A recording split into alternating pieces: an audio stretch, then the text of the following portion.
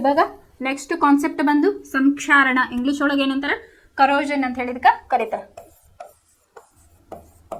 Corrosion ಅಂತ ಹೇಳಿ ಕರೀತಾರೆ. ಅಂದ್ರೆ ಇದನ್ನ ಫಸ್ಟ್ ಚಾಪ್ಟರ್ ಒಳಗೂ ನಾವು ಈಗಾಗಲೇ ಇದನ್ನ ಕಲ್ತೇವಿ, ತುಕ್ಕು ಹಿಡಿಯುವುದು ಅಂತಾನು ಹೇಳ್ಬೋದು. ಅಥವಾ ಇದು ಹೊರಗಿನ ಅಟ್ಮಾಸ್ಫಿಯರ್ಗೆ ಏನಾಗ್ತತಿ, ಈ ಲೋಹಗಳು ಅಟ್ರಾಕ್ಟ್ ಅಥವಾ ರಿಯಾಕ್ಟ್ ಆಗಿ ಏನಾಗ್ತತಿ, ಅದರದ ಒರಿಜಿನಲ್ ಇದೇನಿರ್ತೈತಲ್ಲ ಅದನ್ನ ಕಳ್ಕೋತಿರ್ತಾವ. ಅದಕ್ಕೆ ನಾವು ಕರೋಷನ್ ಅಂತ ಹೇಳಿ ಕರಿತೇವೆ. ಅಥವಾ ತುಕ್ಕು ಹಿಡಿಯುವುದು ಅಂತ ನಾವು ಇಲ್ಲೇ ತಗೋಬಹುದು. ಇನ್ನೊಂದು ಅರ್ಥದಲ್ಲಿ ತುಕ್ಕು ಹಿಡಿಯುವುದು ಅಂತ ಹೇಳಿನೂ ತಗೋಬಹುದು. ಸಂಕ್ಷಾರಣ ಅಂತ, ಲೋಹಗಳ ಸಂಕ್ಷಾರಣದ ಬಗ್ಗೆ ಈ ಕೆಳಗಿನವುಗಳನ್ನು ಅಧ್ಯಾಯ 1ರಲ್ಲಿ ನೀವು ಕಲಿತಿರುವಿರಿ ಅಂತ ಹೇಳಿ. ರಾಸಾಯನಿಕ ಕ್ರಿಯೆ ಒಳಗ ನಾನು ಇದ್ರ ಬಗ್ಗೆ ಹೇಳಿದ್ದೆ ಸಂಕ್ಷಾರಣ. ಈಗ ಫಾರ್ ಎಕ್ಸಾಂಪಲ್, ಇದು ಕಬ್ಬಿಣವನ್ನ ತಂದಿರ್ತೀರಿ, ಅದೇನಾಗಿರ್ತೈತಪ್ಪ ಅಂತಂದ್ರೆ ಹೊಸದಾಗಿ ತಂದಾಗ ಹೊಳಿತಾ ಇರ್ತೈತಿ. ಅದ ಸರ್ಟನ್ ಟೆಂಪರೇಚರ್ ಅಂಡ್ ತೇವಾಂಶಕ್ಕೆ ಅದು ಇದು ತೇವಾಂಶಕ್ಕೆ ಅದು ಸಿಕ್ತು ಅಂದ್ರೆ ಹೊರಗಡೆ ಅದು ತೇವಾಂಶದ ಜೊತೆಗೆ ರಿಯಾಕ್ಟ್ ಆದಾಗ ಏನಾಗ್ತದಪ್ಪ ಅಂತಂದ್ರೆ ಕಪ್ಪು ಕಲೆಗಳು ಆಗಾಕ ಸ್ಟಾರ್ಟ್ ಆಗ್ತೈತಿ. ಅದನ್ನು ನಾವು ಕರೋಷನ್ಗೆ ಎಕ್ಸಾಂಪಲ್ ಆಗಿಲ್ಲೇ ತಗೋಬಹುದು. ಆಮೇಲೆ ಇನ್ನು ಮನೇಲೆ ಕಬ್ಬಿಣ ಬೇಡ, ಮನೇಲೆ ಯೂಸ್ ಮಾಡ್ತಕ್ಕಂಥ ತಾಮ್ರದ ವಸ್ತುಗಳು, ಪೂಜೆ ಚರ್ಗೆ ಆಗಿರ್ಬೋದು, ಪೂಜೆ ವಸ್ತುಗಳು ಇರ್ತಾವಲ್ಲ, ತಾಮ್ರದಿಂದ ಮಾಡಿರ್ತಕ್ಕಂಥ ವಸ್ತುಗಳು ಏನು ಮಾಡ್ತಾವೆ, ನಾವೇನು ಮಾಡ್ತೇವಲ್ಲೇ ಬೆಳಗ್ಗೆ ಪೂಜೆ ಮಾಡುವಾಗ ತಾಮ್ರದ ಚರ್ಗಿಗಳನ್ನು ಅದನ್ನ ವಾಶ್ ಮಾಡ್ತೇವೆ. ಅದರಲ್ಲೇ ಪಿತಾಂಬರ ಅಥವಾ ಹುಣಸೆ ಹಣ್ಣು, ಉಪ್ಪು, ನಿಂಬೆ ಹಣ್ಣು, ಉಪ್ಪಿನಿಂದ ವಾಶ್ ಮಾಡಿ ಇಡ್ತೇವೆ. ವಾಶ್ ಮಾಡಿಟ್ಟಾಗ ಏನಾಗ್ತೈತೆ, ಅದು ಕ್ಲೀನ್ ಇರ್ತೈತಿ. ಸ್ವಲ್ಪ ಹೊತ್ತಿಗೆ ಏನಾಗ್ತೈತಿ, ಅದು ನಮ್ಮ ಹೊರಗಿನ ಅಟ್ಮಾಸ್ಫಿಯರ್ ಟೆಂಪರೇಚರ್ ಆಗಿರ್ಬೋದು, ತೇವಾಂಶಕ್ಕೆ ಒಳಗಾತಂದ್ರೆ ಏನಾಗ್ತೈತಿ, ಆ ತಾಮ್ರದ ಒಂದು ಚರಗಿ ಮೇಲೆ ಏನಾಗ್ತದಪ್ಪ ಅಂತಂದ್ರೆ ಕಪ್ಪು ಕಲೆಗಳು ಬರಾಕ ಸ್ಟಾರ್ಟ್ ಆಗ್ತವು. ಯಾಕೆ ಆಗ್ತೈತಿ ಅಂತಂದ್ರೆ ಕಾಪರು ಬೇಗ ರಿಯಾಕ್ಟ್ ಆಗ್ತೈತಿ. ಯಾವುದಕ್ಕ, ನಮ್ಮ ಹೊರಗಿನ ಒಂದು ತೇವಾಂಶ ಅಟ್ಮಾಸ್ಫಿಯರ್ಗೆ ಏನಾಗ್ತತಿ, ಅದು ಕಪ್ಪು ಕಲೆಗೆ ತಿರ್ಗಾಕ ಸ್ಟಾರ್ಟ್ ಆಗ್ತೈತಿ. ಆಮೇಲೆ ಇನ್ನೊಂದು ಏನಾಗ್ತತಿ, ಈಗ ವಾಶ್ ಮಾಡಿದ ಕೂಡಲೇ ಅದು ಹೋಗ್ತತಿ. ಅದು ಎದರಿಂದ ವಾಶ್ ಮಾಡಿದ್ರೆ ಹಂಗ ನೀರು ಹಾಕಿ ವಾಶ್ ಮಾಡಿದ್ರೆ ಹೋಗ್ತತಿ ಇಲ್ಲ. ಅದಕ್ಕೆ ಏನ್ ಮಾಡ್ತೀವಿ ನಾವು, ಹುಣಸೆ ಹಣ್ಣು ಉಪ್ಪನ್ನ ತಗೋತೇವಿ. ಯಾಕೆ ತಗೋತೇವಿ, ಹುಣಸೆ ಒಳಗೆ ಏನಾಗಿರ್ತದಪ್ಪ ಅಂತಂದ್ರೆ ಟರ್ಟರಿಕ್ ಆಸಿಡ್ ಇರ್ತತಿ. ಟರ್ಟರಿಕ್ ಆಸಿಡ್ ಇರೋದ್ರಿಂದ ಪ್ಲಸ್ ಅದಕ್ಕೆ ಉಪ್ಪು ಸೇರಿಸ್ತೀರಿ ನೀವು, ಆಸಿಡ್ ಪ್ಲಸ್ ಸಾಲ್ಟ್. ಅವಾಗ ಏನಾಗ್ತತಿ, ಅದು ತನ್ನ ಆಸಿಡ್ಡಿನ ಒಂದು ಇದರಿಂದ, ಟರ್ಟರಿಕ್ ಆಸಿಡ್ ಇರೋದ್ರಿಂದ ಪ್ಲಸ್ ಅದಕ್ಕೆ ನೀವು ಉಪ್ಪು ಬೆರೆಸೋದ್ರಿಂದ ಏನಾಗ್ತತಿ, ಅದರಲ್ಲಿರ್ತಕ್ಕಂಥ ಕಲೆಗಳು ಮಾಯ ಆಗ್ತಾವು. ಆಮೇಲೆ ಏನಾಗ್ತತಿ, ಮತ್ತು ಹೊಳ್ಳಿ ರಿಪೀಟ್ ಆಗ್ತಾ ಇರ್ತೈತೆ. ಅದು ತಾಮ್ರದ ಚರಿ ತಗೋದಿಟ್ಟು ಮತ್ತು ಸ್ವಲ್ಪ ಹೊತ್ತಿಗೆ ಏನಾಗ್ತಿರ್ತೈತಿ, ಕಪ್ಪು ಕಲೆಗಳು ಬರ್ತಾನೆ ಇರ್ತಾವು. ಇನ್ನು ನೆಕ್ಸ್ಟ್ ಇನ್ನೊಂದು ಎಕ್ಸಾಂಪಲ್ ತಗೊಳ್ಳೋದಾದ್ರೆ ಯಾವ್ದು ತಗೋಬೋದಪ್ಪ ಅಂತಂದ್ರೆ, ಬೆಳ್ಳಿ, ಸಿಲ್ವರ್ ಅನ್ನ ಈಗ ಹಾಕೊಂಡಿರ್ತಾರೆ ಮೈ ಮೇಲೆ, ನಾವೆಲ್ಲ ಉಂಗುರಗಳನ್ನ ಎಲ್ಲ ಧರಿಸ್ತಿರ್ತೇವೆ. ಸರ್ಟನ್ ಅಂದ್ರೆ ಸ್ವಲ್ಪ ದಿನ ಆದ್ಮೇಲೆ ಏನಾಗ್ತಾವ, ಕಪ್ಪು ಕಲೆಗಳಿಗೆ ತಿರುಗಕ್ಕೆ ಸ್ಟಾರ್ಟ್ ಆಕೈತಿ. ಅವಾಗ ಮನೆಯೊಳಗೆ ಏನಂತಾರ, ಹೀಟ್ ಜಾಸ್ತಿ ಅದಿರಿ ನೀವು, ಅದಕ್ಕೆ ಅದು ಕಪ್ಪು ಕಲೆಗಳಿಗೆ ತಿರುಗ್ತತಿ ಅಂತ ಹೇಳಿ. ಫ್ಯಾಕ್ಟ್ ಏನಪ್ಪಾ ಅಂತಂದ್ರೆ, ಅದು ಒಂದು ಟೆಂಪರೇಚರ್ ಓಕೆ, ಅದು ಸೆಕೆಂಡರಿ.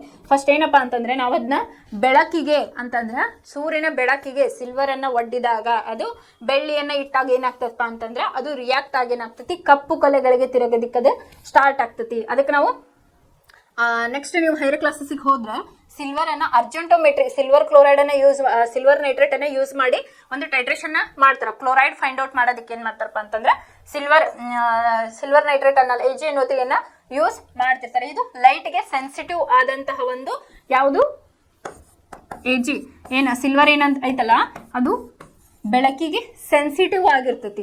ಹೈಲಿ ಸೆನ್ಸಿಟಿವ್ ಆಗಿರೋದ್ರಿಂದ ಏನಾಗ್ತದಪ್ಪ ಅಂತಂದ್ರೆ ಅದು ಕಪ್ಪು ಕಲೆಗಳಿಗೆ ಅದು ಬೇಗನೆ ಟರ್ನ್ ಆಗ್ತದೆ. ನಾನು ನಿಮ್ಗೊಂದು ಪ್ರಾಕ್ಟಿಕಲ್ ವಿಡಿಯೋನು ತೋರಿಸಿದೆ. ಜಸ್ಟ್ ನೀವು ಸಿಲ್ವರ್ ಕ್ಲೋರೈಡ್ ಅನ್ನ ಅಥವಾ silver nitrate solution, silver content ಇರೋದು ಯಾವ್ದಾದ್ರು ತಗೊಂಡು ಜಸ್ಟ್ ನೀವು ಹೊರಗಡೆ ಬೆಸ್ಲಿಗೆ ಇಟ್ರೆ ಸಾಕು, ಸೂರ್ಯನ ಬೆಳಕಿಗೆ ಅದು ಏನಾಗ್ತದಪ್ಪ ಅಂತಂದ್ರೆ ವೈಟ್ ಕಲರ್ ಇರ್ತೈತೆ. ಅದು ಸಿಲ್ವರ್ ಏನಿರ್ತೈತಲ್ಲ, ಸಿಲ್ವರ್ ನೈಟ್ರೇಟ್ ಅದು ವೈಟ್ ಕಲರ್ ಇರ್ತೈತಿ. ಕಂಪ್ಲೀಟ್ ಅದೇನಾಗ್ತೈತಿ, ಸೂರ್ಯನ ಬೆಳಕಿಗೆ ಬಂದಾಗ ಅದು ಬ್ಲ್ಯಾಕ್ ಕಲರ್ ಆಗಿ ಇಮಿಡಿಯೇಟ್ ಆಗಿ ಫ್ರಾಕ್ಷನ್ ಆಫ್ ಸೆಕೆಂಡ್ಸ್ ಒಳಗಡೆ ಅದು ಕನ್ವರ್ಟ್ ಆಗ್ತತಿ. ಇದು ಸಿಲ್ವರಿನ ಒಂದು ಗುಣ. ಹಾಗಾಗಿ ನಾವು ಇದು ಆಭರಣಗಳನ್ನ ಏನ್ ಹಾಕೋತೇವಲ್ಲ ಸಿಲ್ವರ್ದು, ಅದು ಬೇಗನೆ ಕಪ್ಪು ಹಿಡಿಯೋದಕ್ಕೆ ಸ್ಟಾರ್ಟ್ ಆಗ್ತೈತಿ. ಕಾಪರ್ ಅದು ಏನಾಗ್ತೈತಿ, ಇಮಿಡಿಯೇಟ್ ರಿಯಾಕ್ಷನ್ ಅನ್ನ ತೋರಿಸ್ತೈತಿ ನಮ್ಮ ಹೊರಗಿನ ಒಂದು ಅಟ್ಮಾಸ್ಫಿಯರಿಗೆ. ಇನ್ನು ಕಬ್ಬಿಣವು ಏನ್ ಮಾಡ್ತೈತಿ, ತನ್ನ ಸುತ್ತಮುತ್ತಲಿನ ತೇವಾಂಶಕ್ಕೆ ಒಳಪಡ್ತು ಅಂದ್ರೆ ಏನಾಗ್ತತಿ, ಅದು ಕೂಡ ಕಪ್ಪಗಾಗಕ ಸ್ಟಾರ್ಟ್ ಆಗ್ತತಿ. ತುಕ್ಕು ಹಿಡಿಯುವುದು ಅಂತ ಹೇಳ್ತಾರಲ್ಲ, ಕಬ್ಬಿಣ ತುಕ್ಕು ಹಿಡಿಯುವುದು, ಅದಕ್ಕೆ ರೀಸನ್ ಇದು. ಅದನ್ನ ಯಾವ ರೀತಿಯಾಗಿ ಇಲ್ಲೇ ಎಕ್ಸ್ಪ್ಲೇನ್ ಮಾಡಿದಾರೆ ಅಂತ ಹೇಳಿ ನೋಡೋಣ. ಇದನ್ನ ನಾವು ಫಸ್ಟ್ ಚಾಪ್ಟರ್ ಒಳಗುನ ಕಲ್ತಿದ್ವಿ.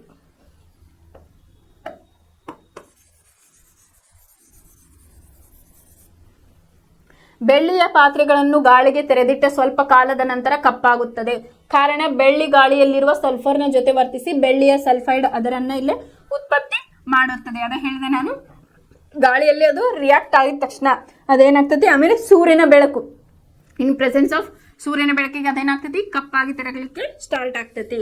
ತಾಮ್ರವು ಗಾಳಿಯಲ್ಲಿರುವ ತೇವಪೂರಿತ ಇಂಗಾಲದ ಡೈಆಕ್ಸೈಡ್ ಜೊತೆಗೆ ಪ್ರತಿವರ್ತಿಸಿದಾಗ, ತಾಮ್ರವು ತೇವಪೂರಿತ ಇಂಗಾಲದ ಡೈಆಕ್ಸೈಡ್ ಜೊತೆಗೆ ಪ್ರತಿವರ್ತಿಸಿದಾಗ ನಿಧಾನವಾಗಿ ತನ್ನ ಹೊಳೆಯುತ್ತಿರುವ ಕಂದು ಪದರವನ್ನು ಕಳೆದುಕೊಳ್ಳುತ್ತದೆ ಮತ್ತು ಹಸಿರು ಪದರವನ್ನು ಪಡೆದುಕೊಳ್ಳುತ್ತದೆ. ಈ ಹಸಿರು ವಸ್ತುವೇ ತಾಮ್ರದ ಕಾರ್ಬೋನೇಟ್ ಅಂತ ಹೇಳಿ. ಇದನ್ನ ಫಸ್ಟ್ ಚಾಪ್ಟರ್ ಒಳಗೆ ಹೇಳಿದ್ದೆ. ಅದೇನಾಗ್ತೈತಿ, ತಾಮ್ರದ ಕಾರ್ಬೋನೇಟ್ ಆಗಿ ಕನ್ವರ್ಟ್ ಆಗ್ತದೆ. ಅದಕ್ಕೆ ಏನಾಗ್ತೈತಿ, ಇಲ್ಲಿ ಹಸಿರು ಕಲರ್ದು ಪ್ಯಾಚಸ್ ಬರಾಕ ಸ್ಟಾರ್ಟ್ ಆಗ್ತೈತಿ. ಈಗ ಟ್ರೆಂಡ್ ಆಗೈತಿ ಕಾಪರ್ ಬಾಟಲ್ ಅಂತ ಹೇಳಿ ಯೂಸ್ ಮಾಡ್ತಿರ್ತಾರೆ. ಅದನ್ನ ಯೂಸ್ ಮಾಡೋಕ್ಕೂ ಸರ್ಟನ್ ಪ್ರೊಸೀಜರ್ ಇರ್ತೈತಿ. ಬಿಸಿನೀರನ್ನ ಅದ ಯೂಸ್ ಮಾಡಬಾರ್ದು, ಆಕ್ಚುಲಿ ಬೇಗ ರಿಯಾಕ್ಟ್ ಆಗ್ತೈತಿ. ತಣ್ಣೀರನ್ನ ಯೂಸ್ ಮಾಡ್ಬೋದು. ಅದನ್ನ ಹೆಂಗೆ ಯೂಸ್ ಮಾಡ್ತೇವಲ್ಲ ಅದನ್ನ ನೋಡ್ರಿ, ಇವತ್ತು ವಾಶ್ ಮಾಡಿ ನಾಳೆ ಅನ್ನೋಷ್ಟೊತ್ತಿಗೆ ಏನಾಗ್ತೈತಿ ಅಥವಾ ಮಧ್ಯಾಹ್ನ ಅನ್ನೋಷ್ಟೊತ್ತಿಗೆ ಏನಾಗ್ತೈತಿ, ನೀವು ವಾಶ್ ಮಾಡಿರ್ತಕ್ಕಂಥ ಬಾಟಲ್ ಏನಾಗ್ತದಪ್ಪ ಅಂತಂದ್ರೆ ಹಿಂಗ ಹಸಿರು ಕಲರ್ ಪ್ಯಾಚಸ್ ಅಲ್ಲೇ ಬಂದಿರ್ತಾವ ಬಾಟಲ್ ಮೇಲೆ. ಅದು ಯಾಕಪ್ಪ ಅಂತಂದ್ರ ಇದನ್ನ ತಾಮ್ರದ ಕಾರ್ಬೋನೇಟ್ ಆಗಿ ಅದು ರಿಯಾಕ್ಟ್ ಆಗಿರ್ತೈತಿ ಅಂತ ಹೇಳಿ, ಅಥವಾ ಪ್ರಾಡಕ್ಟ್ ಅಲ್ಲೇ ಬಂದಿರ್ತೈತಿ ಅಂತ ಹೇಳಿ. ಕಬ್ಬಿಣವನ್ನು ತೇವಪೂರಿತ ಗಾಳಿಗೆ ದೀರ್ಘಕಾಲದವರೆಗೆ ತೆರೆದಿಟ್ಟಾಗ ಅದರ ಮೇಲ್ಮೇ ಕಂದು ಬಣ್ಣದ ಚುಕ್ಕೆಯಂತಹ ಪದರ ಉಂಟಾಗುತ್ತದೆ. ಇದನ್ನು ತುಕ್ಕು ಅಂತ ಹೇಳಿ ಕರೀತಾರ. ಇನ್ ಜನರಲ್ ಆಗಿ ನಾವೇನಂತೀವಿ, ಕಬ್ಬಿಣ ತುಕ್ಕು ಹಿಡಿದೈತೆ ಕಬ್ಬಿಣ ತುಕ್ಕು ಹಿಡಿದ ಯಾಕೆ ಹಿಡಿತೈತೆ, ಅದು ತಂದ ಹೊಳಿತಾನೆ ಇರ್ತೈತಲ್ಲ, ಅದು ಏನಾಗ್ತೈತಿ ಸರ್ಟೆನ್ ಟೆಂಪರೇಚರ್ಗೆ ಒಳಗಾಗ್ತೈತಿ. ಅಥವಾ ಅದನ್ನ ನೀರೊಳಗೆ ಹೋಗ್ದಿರ್ತಾರ. ಈಗ ಬಿಲ್ಡಿಂಗ್ ಎಲ್ಲ ಕಟ್ಟಿರ್ತಾರೆ, ಕಟ್ಟಿ ಏನಾಗಿರ್ತೈತಿ, ನೀರು ಕಂಪ್ಲೀಟ್ ಮಳೆಯೊಳಗೆ ನಿಂತಂದ್ರೆ ಅದೇನಾಗ್ತೈತಿ, ಕಬ್ಬಿಣ ತುಕ್ಕು ಹಿಡಿತೈತಿ. ಅದಕ್ಕೆ ಅದನ್ನ ತೇವಪೂರಿತ ಗಾಳಿಗೆ ದೀರ್ಘಕಾಲದವರೆಗೆ ತೆರೆದಿಟ್ಟಾಗ ಸರ್ಟೆನ್ ಡೇಸ್ನ ಬಿಟ್ಟಾಗ ಏನಾಗ್ತೈತಿ, ಅವಾಗ ಕಬ್ಬಿಣ ತುಕ್ಕು ಹಿಡಿತೈತಿ ಅಂತ ಹೇಳಿ. ಯಾವ ಸನ್ನಿವೇಶಗಳಲ್ಲಿ ಕಬ್ಬಿಣ ತುಕ್ಕು ಹಿಡಿಯುತ್ತದೆ ಎಂದು ನಾವೀಗ ಕಂಡುಕೊಳ್ಳೋಣ ಅಂತ ಹೇಳಿ ಒಂದು ಸಣ್ಣ ಎಕ್ಸ್ಪೆರಿಮೆಂಟ್ ಐತಿ. ಯಾವ ರೀತಿ ಆಗೈತೆ ನೋಡೋಣ. ಇವಕ್ಕೇನಂತಾರೆ, ಇವಕ್ಕೆ ಟೆಸ್ಟ್ ಟ್ಯೂಬ್ ಅಂತ ಹೇಳಿ ಕರೀತಾರ. ನೀವು ಹೈಯರ್ ಸ್ಟಡೀಸ್ ಹೋದಾಗ ಇದ್ರ ಬಗ್ಗೆ ತಿಳ್ಕೊತೀರಿ. 3 ಪ್ರನಾಳಗಳನ್ನು ತೆಗೆದುಕೊಂಡು ಪ್ರತಿಯೊಂದರಲ್ಲಿ ಸ್ವಚ್ಛವಾದ 3 ಕಬ್ಬಿಣದ ಮೊಳೆಗಳನ್ನ ಹಾಕಿರಿ ಅಂತಂದ್ರೆ 3 ಪ್ರನಾಳಗಳನ್ನ ತೆಗೆದುಕೋಬೇಕು.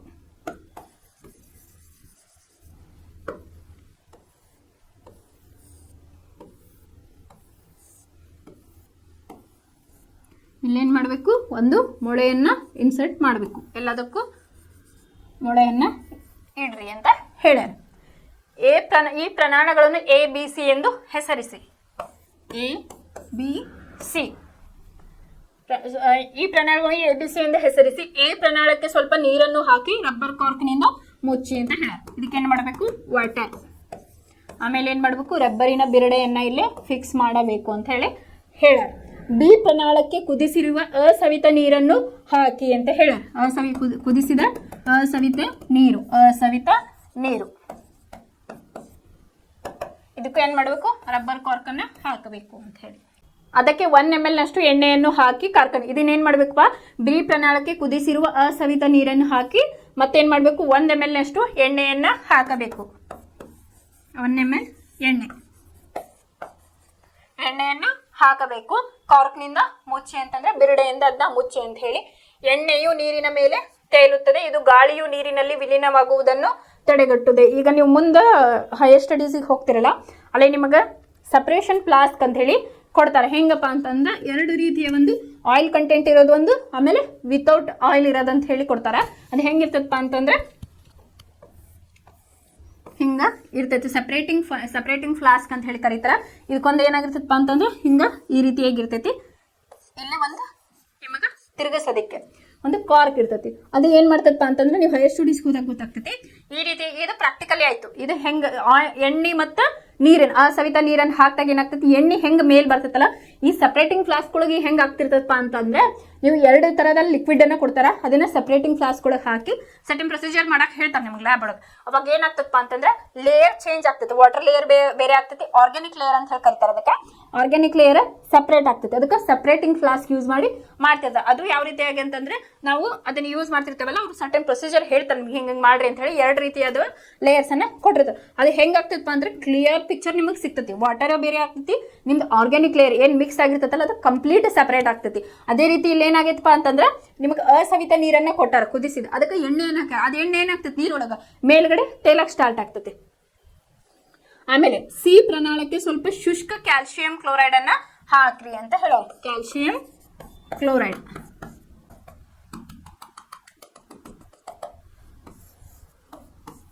ಏನ್ ಮಾಡ್ಯಾರ, ಸಿ ಪ್ರಮಾಣಕ್ಕೆ ಸ್ವಲ್ಪ ಶುಷ್ಕ ಕ್ಯಾಲ್ಸಿಯಂ ಕ್ಲೋರೈಡ್ ಅನ್ನು ಹಾಕಿ ಕಾರ್ಕ್ನಿಂದ ಮುಚ್ಚಿ. ಶುಷ್ಕ ಕ್ಯಾಲ್ಸಿಯಂ ಕ್ಲೋರೈಡ್ ಗಾಳಿಯಲ್ಲಿ ಇರಬಹುದಾದ ತೇವಾಂಶವನ್ನ ಹೀರಿಕೊಳ್ಳುತ್ತದೆ. ಈ ಪ್ರಣಾಳಗಳನ್ನು ಕೆಲವು ದಿನಗಳ ಕಾಲ ಹಾಗೆ ಬಿಡಿ, ನಂತರ ಗಮನಿಸಿ ಅಂತ ಹೇಳಿ. ಯಾವ ಸಂದರ್ಭದಲ್ಲಿ ಕಬ್ಬಿಣದ ಮೊಳೆಗೆ ತುಕ್ಕು ಹಿಡಿಯುತ್ತದೆ ಎಂಬುದನ್ನು ಪತ್ತೆ ಹಚ್ಚುವುದು. ಪ್ರಣಾಳ ಎ ನಲ್ಲಿ ಗಾಳಿ ಮತ್ತು ನೀರು ಎರಡೂ ಇದೆ. ಪ್ರಣಾಳ ಬಿ ಯಲ್ಲಿ ನೀರಿನಲ್ಲಿ ಗಾಳಿ ವಿಲೀನವಾಗಿಲ್ಲ. ಪ್ರಣಾಳ ಸಿ ನಲ್ಲಿ ಶುಷ್ಕವಾಗಿದೆ ಅಂತ ಹೇಳಿ. ಅಂದ್ರೆ ನಿಮಗೆ ಏನ್ ಮಾಡ್ಯಾರ, ಇದು ಪ್ರಾಕ್ಟಿಕಲ್ ನೀವು ಟ್ರೈ ಮಾಡ್ರಿ ಅಂತ ಹೇಳ್ಯಾರ. ಕಬ್ಬಿಣ ಯಾವ್ದ್ರಾಗ ಬೇಗ ತುಕ್ಕು ಹಿಡಿತೈತಿ ಅಂತ ಹೇಳಿ ನೀವು ಇದನ್ನ ಮನೇಲಿ ಕೂಡ ಎಕ್ಸ್ಪೆರಿಮೆಂಟ್ ಅನ್ನ ಮಾಡ್ಬೋದು. ಹೆಂಗಪ್ಪ ಅಂತಂದ್ರೆ 3 ಗ್ಲಾಸ್ ಇದು ತಗೊಂಡು ಅದ್ರೊಳಗ ಮೊಳೆಗಳನ್ನ ಇಡಬೇಕು. ಒಂದ್ರಾಗ ನೀರ್ ಹಾಕ್ರಿ, ಒಂದ್ರಾಗ ಏನ್ ಮಾಡ್ರಿ ಕುದಿಸಿದ ಸವಿತ ನೀರು ಪ್ಲಸ್ ಅದಕ್ಕೆ ಏನ್ ಮಾಡ್ರಿ 1 ml ಎಣ್ಣೆಯನ್ನ ಹಾಕ್ರಿ. ಇನ್ನೊಂದಾಗ ಏನ್ ಮಾಡ್ರಿ ಇನ್ನೊಂದ್ ಮೊಳೆ ಇಟ್ಟು ಅದಕ್ಕೆ ಏನ್ ಮಾಡ್ರಿ ಶುಷ್ಕ ಕ್ಯಾಲ್ಸಿಯಂ ಕ್ಲೋರೈಡ್ ಅಂತ ಹೇಳಿ ಅದನ್ನ ಹಾಕ್ರಿ. ಅವಾಗ 1 ವಾರ 8 ದಿನ ಬಿಡ್ರಿ. ಅವಾಗ ಬಿಟ್ಟಾಗ ಏನಾಗ್ತದಪ್ಪ ಅಂತಂದ್ರೆ ನಿಮಗಲ್ಲೇ ಚೇಂಜಸ್ ಗೊತ್ತಾಗ್ತದೆ. ಈಗ ಡೇ ಬೈ ಡೇ ಅಬ್ಸರ್ವ್ ಮಾಡ್ತಾ ಹೋದಂಗ ಯಾವ್ದು ಬೇಗ ತುಕ್ಕು ಹಿಡಿಯತತಿ ಅಂತ ಹೇಳಿ ನಿಮ್ಗೆ ಗೊತ್ತಾಗ್ತದೆ, ಯಾವ್ದ್ರ ಜೊತೆ ಅದು ಬೇಗ ರಿಯಾಕ್ಟ್ ಆಗ್ತತಿ ಅಂತ ಹೇಳಿ ನಿಮಗಲ್ಲೇ ಗೊತ್ತಾಗ್ತತಿ ಅಂತ ಹೇಳಿ ಹೇಳಿದ್ರೆ. ಪ್ರಣಾಳ ಎ ನಲ್ಲಿರುವ ಕಬ್ಬಿಣದ ಮೊಳೆಗಳು ತುಕ್ಕು ಹಿಡಿದಿರುವುದು ನೀವು ಗಮನಿಸುವಿರಿ. ಪ್ರಣಾಳ ಎ ನಲ್ಲಿ ಇಲ್ಲಿ ನೀವು ಬುಕ್ ಒಳಗ ನೋಡ್ಬೋದು, ಕ್ಲಿಯರ್ ಪಿಕ್ಚರ್ ನಿಮಗ ಕಾಣ್ತತಿ. ಹೌದಾ, ಪ್ರಣಾಳ ಎ ನಲ್ಲಿ ತುಕ್ಕು ಹಿಡಿದಿರುವುದು ಕಾಣುತ್ತದೆ ಅಂತ ಹೇಳಿ. ಆದ್ರೆ ಬಿ ಮತ್ತು ಸಿ ಯಲ್ಲಿನ ಮೊಳೆಗಳು ತುಕ್ಕು ಹಿಡಿದಿರುವುದಿಲ್ಲ. ಪ್ರಣಾಳ ಎ ನಲ್ಲಿರುವ ಮೊಳೆಯು ಗಾಳಿ ಮತ್ತು ನೀರಿನೊಂದಿಗೆ ತೆರೆದುಕೊಂಡಿರುತ್ತದೆ. ಪ್ರಣಾಳ ಬಿ ನಲ್ಲಿರುವ ಮೊಳೆಗಳು ನೀರಿಗೆ ಮಾತ್ರ ತೆರೆದುಕೊಂಡಿರುತ್ತವೆ. ರೀಸನ್ ಏನಪ್ಪಾ ಅಂತಂದ್ರೆ ಇಲ್ಲಿ ನೀರು ಮತ್ತು ಗಾಳಿ ಜೊತೆ ಅದು ಬೇಗ ರಿಯಾಕ್ಟ್ ಆಗ್ತತಿ. ಬೇಗ ರಿಯಾಕ್ಟ್ ಆದಾಗ ಏನಾಗ್ತತಿ, ಕಬ್ಬಿಣ ಬೇಗ ತುಕ್ಕು ಹಿಡಿತತಿ. ಅದೇ ನೀವು ಬಿ ಮತ್ತು ಸಿ ನಲ್ಲಿ ಮೊಳೆಗಳು ತುಕ್ಕು ಹಿಡಿದಿರುವುದಿಲ್ಲ. ಯಾಕಪ್ಪ ಅಂತಂದ್ರೆ ಪ್ರಣಾಳ ಎ ನಲ್ಲಿ ಮೊಳೆಯು ಗಾಳಿ ಮತ್ತು ನೀರಿಗೆ ತೆರೆದುಕೊಂಡಿರುತ್ತದೆ. ಪ್ರಣಾಳ ಬಿ ನಲ್ಲಿರುವ ಮೊಳೆಗಳು ನೀರಿಗೆ ಮಾತ್ರ ತೆರೆದುಕೊಂಡಿರುತ್ತದೆ. ಅಲ್ಲಿ ಹಾಕ್ಯಾರ, ಆಯಿಲ್ ಅನ್ನ ಹಾಕ್ಯಾರ. ಪ್ರಣಾಳ ಸಿ ನಲ್ಲಿರುವ ಮೊಳೆಗಳು ಶುಷ್ಕ ಗಾಳಿಗೆ ತೆರೆದುಕೊಂಡಿವೆ. ಹಾಗಾದರೆ ಕಬ್ಬಿಣ ಸಾಮಗ್ರಿಗಳು ತುಕ್ಕು ಹಿಡಿಯುವ ಸಂದರ್ಭಗಳ ಬಗ್ಗೆ ಇದು ನಮಗೆ ಏನನ್ನ ತಿಳಿಸುತ್ತದೆ ಅಂತ ಹೇಳಿ, ಇದನ್ನ ಯಾವ ರೀತಿಯಾಗಿ ನಾವು ತಡೆಗಟ್ಟಬಹುದು ಅಂತ ಹೇಳಿ ಇಲ್ಲೇ ನಿಮಗೆ ಕ್ಲೂ ಕೊಟ್ಟಿದ್ದಾರೆ. ಈಗ ನೀರು ಮತ್ತು ಗಾಳಿಗೆ ಅದು ಬೇಗ ತುಕ್ಕು ಹಿಡಿತೈತಿ, ಉಳಿದಿದ್ದು ತುಕ್ಕು ಹಿಡಿಯುವುದಿಲ್ಲ. ಯಾಕೆ ಅಂತೇಳಿ ನೀವು ಇಲ್ಲಿ ಅಬ್ಸರ್ವ್ ಮಾಡಬಹುದು ಚಿತ್ರದೊಳಗ. ಬೇಗ ತುಕ್ಕು ಹಿಡಿದ ಕಬ್ಬಿಣದ ಮೊಳೆಗಳು ಎಣ್ಣೆಯ ಪದರ ಗಾಳಿ ನೀರಿನಲ್ಲಿ ವಿಲೀನವಾಗುವುದನ್ನು ತಡೆಗಟ್ಟುತ್ತದೆ ಶುಷ್ಕ ಗಾಳಿ, ಶುಷ್ಕ ಕ್ಯಾಲ್ಸಿಯಂನ ಕ್ಲೋರೈಡ್ ಅಂತ ಹೇಳಿ ಹೇಳ್ಯಾರ. ಅದಕ್ಕ ಸಂಕ್ಷಾರಣವನ್ನ ಹೇಗೆ ತಡೆಗಟ್ಟೋದು ಅಂತ ಹೇಳಿ ನೋಡೋಣ. ಈ ತುಕ್ಕು ಹಿಡಿಯೋದು ಕರೋಷನ್ ಅಂತ ಹೇಳಿ ಕರೆದ್ವಲ್ಲ ನಾವೇ, ಅದನ್ನ ಯಾವ ರೀತಿಯಾಗಿ ನಾವು ತಡೆಗಟ್ಟಬಹುದು ಅಂತ ಹೇಳಿ ಇದನ್ನ ನಾನು ಸ್ವಲ್ಪ ಹೇಳಿದ್ದೆ ನಿಮ್ಗೆ ಫಸ್ಟ್ ಚಾಪ್ಟರ್ ಒಳಗ. ಇಲ್ಲಿ ನಿಮ್ಗೆ ಚಾಪ್ಟರ್ಗೆ ಇರೋದ್ರಿಂದ ಇನ್ನೊಂದ್ಸಲಿ ಹೇಳ್ತೀನಿ. ಫಸ್ಟ್ ಏನ್ ಮಾಡ್ಬೋದು, ನಾವು ಕಬ್ಬಿಣವನ್ನ ಬಣ್ಣದಿಂದ ಅದನ್ನ ಬಳಿಬಹುದು. ಒಂದು ಬಣ್ಣ ಹಚ್ಚುವುದು, ಎಣ್ಣೆ ಸವರುವುದು, ಗ್ರೀಸ್ ಹಚ್ಚುವುದು, ಮತ್ತೆ ಗ್ಯಾಲ್ವನೀಕರಣ, ಕ್ರೋಮಿಯಂ ಲೇಪನ, ಆನೋಡೀಕರಣ ಅಥವಾ ಮಿಶ್ರ ಲೋಹಗಳನ್ನಾಗಿ ಮಾಡುವುದರ ಮೂಲಕ ಕಬ್ಬಿಣ ತುಕ್ಕು ಹಿಡಿಯುವುದನ್ನು ನಾವು ತಡೆಯಬಹುದು. 2 ಮಾರ್ಕ್ಸ್ ಕ್ವಶನ್ ನಿಮಗೆ ಬರಬಹುದು. ಕಬ್ಬಿಣ ತುಕ್ಕು ಹಿಡಿಯದಂತೆ ಕಾಪಾಡಲು ಯಾವ ಕ್ರಮಗಳನ್ನು ಅನುಸರಿಸಬೇಕು ಒಂದೆರಡು ತಿಳಿಸ್ರಿ ಅಂತ ಹೇಳಿದ್ರೆ ನೀವೇನ್ ಮಾಡಬೇಕು, ಬಣ್ಣ ಹಚ್ಚುವುದು, ಎಣ್ಣೆ ಸವರುವುದು, ಗ್ರೀಸ್ ಸವರುವುದು, ಗಾಲ್ವನೀಕರಣ, ಆಮೇಲೆ ಕ್ರೋಮಿಯಂ ಲೇಪನ, ಆನೋಡೀಕರಣ ಅಥವಾ ಮಿಶ್ರ ಲೋಹಗಳನ್ನಾಗಿ ಮಾಡೋದ್ರಿಂದ ಇದನ್ನ ತಡೆಗಟ್ಟಬಹುದು ಅಂತ ಹೇಳಿ ನೀವು ಬರಿಬಹುದು. ಇನ್ನ ಉಕ್ಕು ಮತ್ತು ಕಬ್ಬಿಣವನ್ನು ತುಕ್ಕಿನಿಂದ ಸಂರಕ್ಷಿಸಲು, ಯಾವುದು ಉಕ್ಕು ಮತ್ತು ಕಬ್ಬಿಣವನ್ನ ತುಕ್ಕಿನಿಂದ ಸಂರಕ್ಷಿಸಲು ಸತುವಿನ ತೆಳುವಾದ ಲೇಪನ ಮಾಡುವುದಕ್ಕೆ ಗ್ಯಾಲ್ವನೀಕರಣ ಅಂತ ಹೇಳಿ ಕರೀತಾರೆ. ಇಲ್ಲಿ ಮೇಲೆ ಒಂದು ವರ್ಡ್ ಯೂಸ್ ಮಾಡಿದ್ವಿ, ಏನಪ್ಪಾ, ಗ್ಯಾಲ್ವನೀಕರಣ. ಉಕ್ಕು ಮತ್ತು ಕಬ್ಬಿಣವನ್ನ ನಾವು ತುಕ್ಕಿನಿಂದ ಸಂರಕ್ಷಿಸಲು ಏನ್ ಮಾಡಬೇಕು, ಸತುವಿನಿಂದ ಅದನ್ನ ಲೇಪನವನ್ನ ಮಾಡ್ತಾರ. ಅದಕ್ಕೆ ಏನಂತಾರ, ಗ್ಯಾಲ್ವನೀಕರಣ ಅಂತ ಹೇಳಿ ಕರೀತಾರ. ಒಂದು ವೇಳೆ ಸತುವಿನ ಪದರ ಕಿತ್ತು ಹೋದರೂ ಗ್ಯಾಲ್ವನೀಕರಿಸಿದ ಸಾಮಗ್ರಿಗಳು ತುಕ್ಕು ಹಿಡಿಯುವುದಿಲ್ಲ. ಇದಕ್ಕೆ ಕಾರಣವನ್ನು ಕಂಡು ಹಿಡಿಯುವಿರಾ ಅಂತ ಹೇಳಿ ಕೇಳ್ಯಾರ. ಮಿಶ್ರ ಲೋಹಗೊಳಿಸುವಿಕೆ, ಅಲೋಯಿಂಗ್ ಅಂತ ಹೇಳಿ ಕರಿತಾ ಇದ್ದ, ಮಿಶ್ರ ಲೋಹಗಳನ್ನಾಗಿ ಮಾಡ್ಬೇಕು ಅಂತ ಹೇಳಿದೆ, ಅಥವಾ ಮಿಶ್ರ ಲೋಹಗಳನ್ನಾಗಿ ಮಾಡಬಹುದು ಅಂತ ಹೇಳಿ. ಮಿಶ್ರ ಲೋಹಗೊಳಿಸುವಿಕೆ, ಅದಕ್ಕೆ ಇಂಗ್ಲಿಷ್ನಾಗ ಅಲೋಯಿಂಗ್ ಅಂತ ಹೇಳಿ ಕರೀತಾರ. ಲೋಹದ ಗುಣಗಳನ್ನು ಹೆಚ್ಚಿಸಬಲ್ಲ ಒಂದು ಉತ್ತಮ ವಿಧಾನವಾಗಿದೆ. ಆಮೇಲೆ ಇದರಿಂದ ನಮಗೆ ಬೇಕಾದ ಗುಣಗಳನ್ನು ಪಡೆಯಬಹುದು. ಉದಾಹರಣೆಗೆ, ಕಬ್ಬಿಣವು ಅತ್ಯಂತ ವ್ಯಾಪಕವಾಗಿ ಬಳಸುವ ಲೋಹ, ಆದರೆ ಇದನ್ನು ಶುದ್ಧ ರೂಪದಲ್ಲಿ ಎಂದಿಗೂ ಉಪಯೋಗಿಸಲು ಸಾಧ್ಯವಿಲ್ಲ. ಕಾರಣ, ಶುದ್ಧ ಕಬ್ಬಿಣವು ತುಂಬಾ ಮೃದುವಾಗಿರುತ್ತದೆ ಮತ್ತು ಉಷ್ಣ ನೀಡಿದಾಗ ಸುಲಭವಾಗಿ ಹಿಗ್ಗುತ್ತದೆ. ಆದರೆ ಇದಕ್ಕೆ ಸ್ವಲ್ಪ ಕಾರ್ಬನ್ ಅನ್ನು ಸೇರಿಸಿದರೆ, ಎಷ್ಟು, 0.05% ಸೇರಿಸಿದರೆ ಗಟ್ಟಿ ಮತ್ತು ಬಲಯುತವಾಗಿರ್ತದೆ. ಈಗ ನಾವು ಲೋಹದರ್ಣ ಅಂತ ನೋಡಿದ್ವಿ. ಲೋಹಗಳನ್ನ ಉದ್ಧರಣೆ ಮಾಡಿದಾಗ ದ್ರವ ರೂಪದ ವಿದ್ಯುತ್ ವಿಭಜನೆ ಮೂಲಕ ಮಾಡಿದ್ವಿ. ಅವು ಏನಾಗಿರ್ತಾವು, ಅವು ಸಾಫ್ಟ್ ಇರ್ತಾವೆ ಉದ್ಧರಣೆ ಮಾಡಿದಾಗ. ಸೊ ಅದನ್ನ ನಾವು ಬಳಸಕ್ಕಾಗಲ್ಲ ಕಬ್ಬಿಣವನ್ನ, ಯಾಕಂದ್ರೆ ಕಾಸ್ಟ್ ಆಗಿ ಏನಾಗ್ಬಿಡ್ತೈತೆ, ಕರಿಗ್ ಬಿಡ್ತೈತಿ. ಸೊ ಹಂಗಾಗಿ ಏನ್ ಮಾಡ್ತಾರಪ್ಪ ಅಂತಂದ್ರೆ ಕಾರ್ಬನ್ ಅನ್ನ ಆಡ್ ಮಾಡ್ತಾರೆ. ಎಷ್ಟು, 0.05%. 0.05% ಏನ್ ಮಾಡ್ತಾರಪ್ಪ, ಕಾರ್ಬನ್ ಅನ್ನ ಅಲ್ಲೇ ಸೇರಿಸ್ತಾರ. ಅದರಿಂದ ಏನಾಗ್ತದೆ, ಅದು ಗಟ್ಟಿ ಮತ್ತು ಬಲಶಾಲಿ ಆಗುತ್ತದೆ. ಕಬ್ಬಿಣಕ್ಕೆ ನಿಕ್ಕಲ್ ಮತ್ತು ಕ್ರೋಮಿಯಂಗಳನ್ನು ಸೇರಿಸಿದರೆ ಕಲೆರಹಿತ ಉಕ್ಕನ್ನ ಪಡೆಯಬಹುದು. ಕಬ್ಬಿಣವನ್ನ ನಾವು ನಿಕ್ಕಲ್ ಮತ್ತು ಕ್ರೋಮಿಯಂಗಳನ್ನು ಸೇರಿಸಿದ್ರೆ ಏನಾಗ್ತದಪ್ಪ ಅಂತಂದ್ರೆ ಕಲೆರಹಿತ ಉಕ್ಕನ್ನು ನಾವಿಲ್ಲಿ ಪಡೆಯಬಹುದು. ಇದು ಗಟ್ಟಿಯಾಗಿರುತ್ತದೆ ಮತ್ತು ತುಕ್ಕು ಹಿಡಿಯುವುದಿಲ್ಲ. ಹಾಗೆಯೇ ಕಬ್ಬಿಣವನ್ನು ಬೇರೆ ವಸ್ತುಗಳ ಜೊತೆ ಮಿಶ್ರಗೊಳಿಸಿದರೆ ಅದರ ಗುಣದಲ್ಲಿ ಅದು ಬದಲಾವಣೆಯಾಗುತ್ತದೆ. ವಾಸ್ತವವಾಗಿ ಕೆಲವು ವಸ್ತುಗಳು ಮಿಶ್ರಣದಿಂದ ಯಾವುದೇ ಲೋಹದ ಗುಣಗಳನ್ನು ಬದಲಾಯಿಸಬಹುದು. ಸೇರಿಸುವ ವಸ್ತು ಲೋಹ ಅಥವಾ ಅಲೋಹವಾಗಿರಬಹುದು. ಮಿಶ್ರಲೋಹವು 2 ಅಥವಾ ಹೆಚ್ಚು ಲೋಹ ಅಥವಾ ಲೋಹ ಅಲೋಹಗಳ ಸಮರೂಪದ ಮಿಶ್ರಣವಾಗಿದೆ. ಮಿಶ್ರಲೋಹಗಳಂದ್ರೇನು? ಲೋಹ ಇಲ್ಲಿ ನೋಡ್ರಿ, 2 ಅಥವಾ ಹೆಚ್ಚು ಲೋಹ ಅಥವಾ ಲೋಹ ಮತ್ತು ಅಲೋಹಗಳ ಮಿಶ್ರಣವನ್ನ ನಾವು ಮಿಶ್ರಲೋಹ ಅಂತೇಳಿ ಕರೀತಾರೆ. ಈಕ್ವಲಿ ಸಮರೂಪದ ಒಂದು ಮಿಶ್ರಣವನ್ನ ನಾವು ಮಿಶ್ರಲೋಹವು 2 ಅಥವಾ ಹೆಚ್ಚು ಲೋಹ ಅಥವಾ ಲೋಹ ಅಲೋಹಗಳ ಸಮರೂಪದ ಮಿಶ್ರಣವಾಗಿದೆ. 10:10 ಇದನ್ನ 10 ಗ್ರಾಮ್ ಹಾಕಿದ್ರೆ ಅದನ್ನು 10 ಗ್ರಾಮ್ ಈಕ್ವಲ್ ಅದನ್ನ ಕ್ವಾಂಟಿಟಿಯನ್ನ ಮಿಕ್ಸ್ ಮಾಡಬೇಕು ಲೋಹಗಳನ್ನ. ಅದಕ್ಕೇನಂತರ ಮಿಶ್ರ ಲೋಹಗಳು ಅಂತ ಹೇಳಿ ಕರೀತಾರೆ. ಇದನ್ನು ಮೊದಲು ಪ್ರಾಥಮಿಕ ಲೋಹವನ್ನು ದ್ರವಿಸಿದ ನಂತರ ನಿರ್ದಿಷ್ಟ ಅಂದ್ರೆ ಏನ್ ಮಾಡ್ತಾರೆ, ಶುದ್ಧೀಕರಣ, ಪ್ರಾಥಮಿಕ ಹಂತದಲ್ಲಿ ಶುದ್ಧೀಕರಣ ಮಾಡಿದಾಗ ಇದನ್ನು ಮೊದಲು ಪ್ರಾಥಮಿಕ ಲೋಹವನ್ನು ದ್ರವಿಸಿ ನಂತರ ನಿರ್ದಿಷ್ಟ ಅನುಪಾತದಲ್ಲಿ ಬೇರೆ ಧಾತುಗಳನ್ನು ವಿಲೀನಗೊಳಿಸಿ ತಯಾರಿಸಲಾಗುತ್ತದೆ. ನಂತರ ಇದನ್ನ ಕೊಠಡಿಯ ಉಷ್ಣತೆಗೆ ತಂಪು ಮಾಡಲಾಗುತ್ತದೆ ಅಂತ ಹೇಳಿ ಏನಪ್ಪಾ ಅಂತಂದ್ರೆ ಶುದ್ಧೀಕರಣ ಮಾಡ್ತಾರಲ್ಲ, ಪ್ರಥಮ ಹಂತ ಮುಗಿದ್ಮೇಲೆ ಏನ್ ಮಾಡ್ತಾರೆ, ಇದನ್ನ ಮಿಕ್ಸ್ ಮಾಡ್ತಾರೆ. ಆಮೇಲೆ ಏನ್ ಮಾಡ್ತಾರೆ, ಅದ್ರ ಪ್ರೊಸೀಜರ್ ರೂಮ್ ಟೆಂಪರೇಚರ್ ಒಳಗೆ ಇಡ್ತಾರ. ರೂಮ್ ಟೆಂಪರೇಚರ್ ಒಳಗೆ ಇಟ್ಟಾಗ ಅದು ನಮಗೆ ದೊರೀತೈತಿ ಅಂತ ಹೇಳಿ ಹೇಳ್ಯಾರ. ಇಲ್ಲ, ಮಿಶ್ರಲೋಹಗಳ ಒಂದು ಘಟಕ ಪಾದರಸವಾಗಿದ್ದರೆ, ಮಿಶ್ರಲೋಹಗಳ ಘಟಕ ಒಂದು ಪಾದರಸವಾಗಿದ್ದರೆ ಅದನ್ನು ಅಮಾಲ್ಗಮ್ ಎಂದು ಕರೆಯುವರು. ಇದು ಒಂದು 1 ಮಾರ್ಕ್ಸ್ ಅಬ್ಜೆಕ್ಟಿವ್ ಕ್ವಶನ್ ಒಳಗೆ ಬರ್ಬೋದು. ಅಮಾಲ್ಗಮ್ ಅಂದ್ರೆ ಏನಿಲ್ಲ, ಇಲ್ಲಿ ಮಿಶ್ರಲೋಹಗಳ ಒಂದು ಘಟಕ ಪಾದರಸವಾಗಿದ್ದರೆ ಅದನ್ನೇನಂತಾರ, ಅಮಾಲ್ಗಮ್ ಅಂತ ಹೇಳಿ ಕರೀತಾರ. ಮಿಶ್ರಲೋಹದ ವಿದ್ಯುತ್ ವಾಹಕತೆ ಮತ್ತು ದ್ರವಣ ಬಿಂದುವು ಶುದ್ಧ ಲೋಹಕ್ಕಿಂತ ಕಡಿಮೆ ಇರುತ್ತದೆ. ಉದಾಹರಣೆಗೆ ತಾಮ್ರ ಮತ್ತು ಸತು ಮಿಶ್ರಲೋಹವಾದ ಹಿತ್ತಾಳೆ ಹಾಗೂ ತಾಮ್ರ ಮತ್ತು ತವರ ಮಿಶ್ರಲೋಹದ ಕಂಚು ಇವುಗಳು ಒಳ್ಳೆಯ ವಿದ್ಯುತ್ ವಾಹಕಗಳಲ್ಲ, ಆದರೆ ತಾಮ್ರವನ್ನು ವಿದ್ಯುತ್ ಮಂಡಲಗಳಲ್ಲಿ ಬಳಸುವರು. ಸೀಸ ಮತ್ತು ತವರ ಮಿಶ್ರಲೋಹವಾದ ಬೆಸುಗೆ ಲೋಹ ಕಡಿಮೆ ದ್ರವಣ ಬಿಂದು ಹೊಂದಿದೆ ಮತ್ತು ಇದನ್ನು ವಿದ್ಯುತ್ ತಂತಿಗಳನ್ನು ಬೆಸೆಯಲು ಉಪಯೋಗಿಸೋರು. ಇಲ್ಲೇನ್ ಮಾಡ್ಯಾರ ಅಂತಂದ್ರೆ ನಿಮ್ಗೆ ವಿದ್ಯುತ್ ವಾಹಕತೆ ಹೆಚ್ಚು ಕಡಿಮೆ ಯಾವ್ದೈತಿ, ದ್ರವಣ ಬಿಂದು ಹೆಚ್ಚು ಮತ್ತು ಯಾವ್ದು ಕಡಿಮೆ ಐತಿ, ಯಾವ್ದನ್ನ ಎಲ್ಲಿ ಯೂಸ್ ಮಾಡ್ತಾರೆ ಅಂತ ಹೇಳಿ ಎಕ್ಸ್ಪ್ಲನೇಷನ್ ಕೊಟ್ಟಾರ ಅಷ್ಟ. ನಿಮಗೆ ಇಲ್ಲಿ ಬರ್ತಕ್ಕಂಥ ಕ್ವಶನ್ ಏನಪ್ಪಾ ಅಂತಂದ್ರೆ ಸಂಕ್ಷಾರಣಕ್ಕೆ ಕಾರಣ ಏನು ಅಂತ ಹೇಳಿ ಒಂದಿಷ್ಟು 3-4 ಪಾಯಿಂಟ್ ಹೇಳಿದಲ್ಲ ಅದು ಬರೀಬೇಕು. ಆಮೇಲೆ ಅದನ್ನ ತಡೆಗಟ್ಟುವ ವಿಧಾನಗಳು ಯಾವುವು ಅಂತ ಹೇಳಿ ಕೇಳ್ಬೋದು. ತಡೆಗಟ್ಟುವ 1-2 ಕಬ್ಬಿಣದ್ದು ಕೇಳ್ಬೋದು. ಆಮೇಲೆ ಇದನ್ನ ಬರೀಬಹುದು ನೀವು. ಕಬ್ಬಿಣವನ್ನ ತುಕ್ಕು ಹಿಡಿಯದಂತೆ ನೋಡಲು ಅದನ್ನೇನ್ ಮಾಡ್ಬೋದು, ಬಣ್ಣ ಹಚ್ಚುವುದು, ಎಣ್ಣೆ ಸವರುವುದು, ಗ್ರೀಸ್ ಹಚ್ಚುವುದು, ಆಮೇಲೆ ಆನೋಡೀಕರಣ ಮಾಡೋದು, ಮಿಶ್ರ ಲೋಹಗಳನ್ನಾಗಿ ಕನ್ವರ್ಟ್ ಮಾಡೋದು, ಗ್ಯಾಲ್ವನೀಕರಣ ಮತ್ತು ಕ್ರೋಮಿಯಂನ ಲೇಪನವನ್ನ ಮಾಡೋದು. ಆಮೇಲೆ ಇನ್ನೊಂದು ಕ್ವಶನ್, ಗ್ಯಾಲ್ವನೀಕರಣ ಅಂದ್ರೆ ಏನಪ್ಪಾ ಅಂತಂದ್ರೆ ಉಕ್ಕು ಮತ್ತು ಕಬ್ಬಿಣವನ್ನು ತುಕ್ಕಿನಿಂದ ಸಂರಕ್ಷಿಸಲು ಸತುವಿನ ತೆಳುವಾದ ಲೇಪನವನ್ನ ಮಾಡ್ತಾರೆ, ಅದಕ್ಕೆ ಗ್ಯಾಲ್ವನೀಕರಣ ಅಂತ ಹೇಳಿ ಕರೀತಾರ. ಆಮೇಲೆ ಇನ್ನೊಂದು ಏನ್ ಕೇಳ್ತಾರಪ್ಪ ಅಂತಂದ್ರೆ ನಿಮಗೆ ಅಮಾಲ್ಗಮ್ ಅಂದ್ರೆ ಏನು ಅಂತ ಹೇಳಿ ಕೇಳಿದ್ರೆ, ಮಿಶ್ರ ಲೋಹದ ಒಂದು ಘಟಕ ಪಾದರಸವಾಗಿದ್ದರೆ ಅದನ್ನ ಅಮಾಲ್ಗಮ್ ಅಂತ ಹೇಳಿ ಕರೀತಾರ ಅಂತ ಹೇಳಿ ನೀವಿಲ್ಲಿ ಬರಿಬಹುದು. ಇಲ್ಲೇ ನೋಡ್ರಿ, 24 ಕ್ಯಾರೆಟ್ನ ಶುದ್ಧ ಚಿನ್ನವು ಬಹಳ ಮೃದುವಾಗಿರುತ್ತದೆ, ಆದ್ದರಿಂದ ಆಭರಣಗಳ ತಯಾರಿಕೆಗೆ ಇದು ಸೂಕ್ತವಲ್ಲ. ಇದಕ್ಕೆ ಬೆಳ್ಳಿ ಅಥವಾ ತಾಮ್ರವನ್ನು ಬೆರೆಸಿ ಗಟ್ಟಿ ಮಾಡುವವರು ಭಾರತದಲ್ಲಿ ಸಾಮಾನ್ಯವಾಗಿ 22 ಕ್ಯಾರೆಟ್ನ ಚಿನ್ನವನ್ನು ಆಭರಣಗಳ ತಯಾರಿಕೆಗೆ ಬಳಸುತ್ತಾರೆ. ಅಂದರೆ 22 ಭಾಗದಷ್ಟು ಶುದ್ಧ ಚಿನ್ನದ ಜೊತೆಗೆ 2 ಭಾಗದಷ್ಟು ತಾಮ್ರ ಅಥವಾ ಬೆಳ್ಳಿ ಬೆರೆತಿದೆ ಅಂತ ಅರ್ಥ. ಈಗ ಗೋಲ್ಡ್ ತಗೋತಿರ್ತಾರಲ್ಲ ಮನೆಯೊಳಗೆ ಆಭರಣವನ್ನ ಮಾಡಿಸುವಾಗ ಏನ್ ಮಾಡ್ತಾರಪ್ಪ ಅಂತಂದ್ರೆ 22 ಕ್ಯಾರೆಟ್ ಮಾಡಿಸ್ತಿರ್ತಾರೆ ಯೂಸಲಿ. ಯಾಕಪ್ಪ ಅಂತಂದ್ರೆ 24 ಕ್ಯಾರೆಟ್ ಶುದ್ಧ ರೂಪದಾಗಿರ್ತೈತಿ. ಶುದ್ಧ ರೂಪದಾಗಿತ್ತಂದ್ರೆ ಏನಾಗ್ತದಪ್ಪ ಅಂತಂದ್ರೆ ಅದು ಮೃದುವಾಗಿರ್ತೈತಿ. ಅದು ಮೃದುವಾಗಿರೋದನ್ನ ನಾವು ಯೂಸ್ ಮಾಡೋಕ್ಕಾಗಲ್ಲ. ಈಗ ಗೋಲ್ಡನ್ನ ಮೃದುವಾಗಿರೋದನ್ನ ಯೂಸ್ ಮಾಡೋಕ್ಕಾಗಲ್ಲ. ನಮಗೆ ಹೆಂಗ್ ಬೇಕು, ಗೋಲ್ಡು ಗಟ್ಟಿ ಆಗಂತ ಬೇಕು. ಅದಕ್ಕೆ ಏನ್ ಮಾಡ್ತಾರಪ್ಪ ಅಂತಂದ್ರೆ ಬೆಳ್ಳಿ ಅಥವಾ ತಾಮ್ರವನ್ನ ಸ್ವಲ್ಪ ಮಟ್ಟಿಗೆ ಮಿಕ್ಸ್ ಮಾಡಿ ಗೋಲ್ಡ್ ಅನ್ನ ತಯಾರು ಮಾಡ್ತಾರೆ. ಹಾಗಾಗಿ ಆಭರಣ ತಯಾರಿಕೆಯಲ್ಲಿ 22 ಕ್ಯಾರೆಟ್ ಅನ್ನ ಚಿನ್ನವನ್ನ ಇಲ್ಲೇ ಬಳಸ್ತಾರ. ಇದಿಷ್ಟು ಏನಪ್ಪಾ ಅಂತಂದ್ರೆ ಸಂಕ್ಷಾರಣ ಹೇಗೆ ತಡೆಗಟ್ಟುವುದು ಅಂತ ಹೇಳಿ ಮತ್ತು ಮಿಶ್ರಲೋಹಗಳ ಬಗ್ಗೆ ನಾವಿಲ್ಲಿ ತಿಳ್ಕೊಂಡ್ವಿ. ಮಿಶ್ರಲೋಹಗಳು ಅಂದ್ರೆ ಏನಪ್ಪಾ, ಇಲ್ಲಿ ಲೋಹ ಮತ್ತು ಅಲೋಹಗಳ ಏನಂತಲ್ಲ ಸಮನಾದ ಒಂದು ಮಿಶ್ರಣಕ್ಕೆ ನಾವು ಏನಂತೀವಿ, ಮಿಶ್ರಲೋಹಗಳು ಅಂತ ಹೇಳಿ ಕರಿತೀವಿ. ಇದಿಷ್ಟು ಏನಪ್ಪಾ ಅಂತಂದ್ರೆ ಇಲ್ಲಿಗೆ ನಿಮ್ದು ಲೋಹಗಳು ಮತ್ತು ಅಲೋಹಗಳು ಚಾಪ್ಟರ್ ಇಲ್ಲಿಗೆ ಮುಕ್ತಾಯ ಆಯ್ತು. ಇದ್ರದ್ದು ಏನೋ ಡೌಟ್ ಇದ್ರು ನೀವು ಡೌಟ್ ಸೆಷನ್ ಒಳಗೆ ಇದ್ರ ಬಗ್ಗೆ ನನಗೆ ಕೇಳ್ಬೋದು.